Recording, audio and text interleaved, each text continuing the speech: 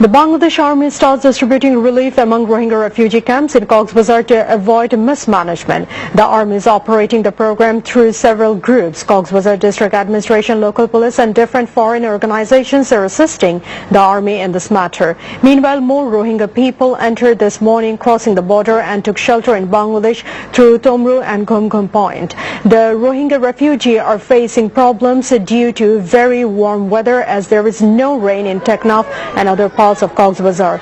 The health workers are in fear of breakout of diarrhea and other contagious diseases among the refugees.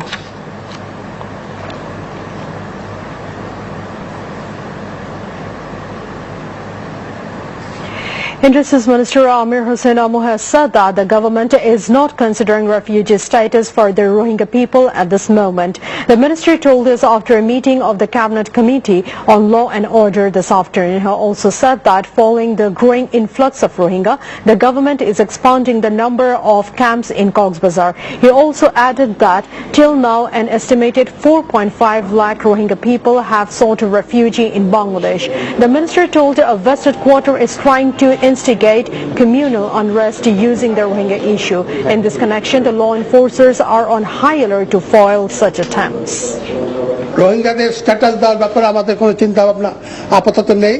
আমরা যে পরিসংখ্যানটা এটা আমরা হিসাব রাখছি, তার কারণ আমরা চাই যে রোহিঙ্গারা তাদের স্বস্থানে আবার ফিরে যাক এবং সেই ফিরে যাওয়ার জন্য তারা ওখান থেকে আসলো এটা একটা তথ্য দরকার, এর জন্য রেজিস্ট্রেশন করা হচ্ছে।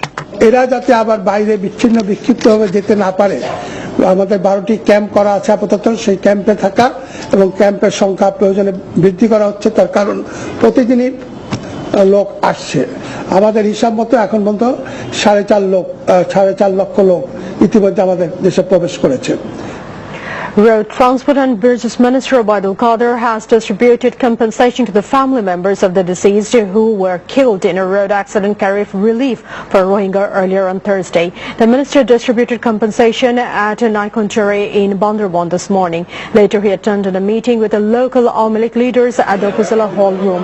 Obaidul Qadir discussed the ongoing relief work program with Dilip Kumar Banik, the DC of Bandarban, Police Super Sanjeev Kumar Roy and the 31 BGB commanding officer Lieutenant Colonel Anwarul Azim.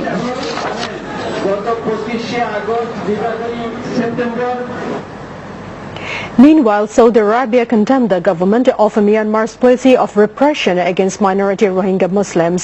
In a speech at the United Nations General Assembly, Saudi Foreign Minister Adel Al-Zubair said that his country is gravely concerned and condemns the policy of forced displacement carried out by the government of Myanmar against the Rohingya. Calling the Rohingya crisis as human tragedy, he also urged as urgent response to put an end to it in line with the principles on which the UN was founded. Adel Al-Zubair also told that humanitarian assistance will be provided to the affected Rohingya minorities from Saudi Arabia.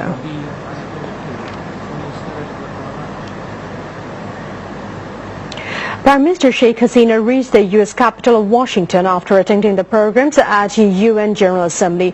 PM's Press Secretary Ehsanul Karim told that the Prime Minister reached Washington yesterday from New York by road. Sheikh Hasina is staying at the Ritz-Carlton Tysons Hotel in the U.S. capital. After staying in Washington for a week, the Premier will leave for home on 29 September. She will return home on 2nd October via London. The last moment preparation is underway to celebrate the Durga Puja, the biggest festival of the Hindu community throughout the country. This year, the Durga Puja will formally begin through the Mahashoshti Puja on 26 September. Temples across the country are getting decorated for this religious festival. The sculptures are giving the last-minute touches to the idols of Durga. The police all over the country have taken all necessary measures to ensure a safe and secure celebration of Durga Puja festival this year. Additional members of the RAB, DB and Answers will be deployed at the pavilion along with CCTVs to avert any untoward situation. The Sharadiyo Durga Show will conclude through the Vijaya Dashami on 30th September.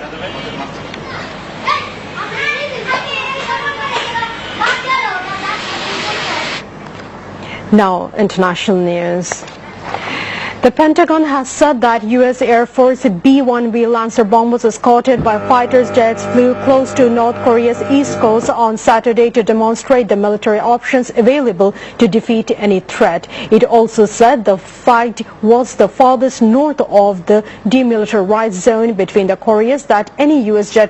fighter jet or bomber had flown in the 21st century. The flight was flown shortly before North Korea's foreign minister was due to address the United Nations. Later, North Korea's foreign minister Ri Yong-ho said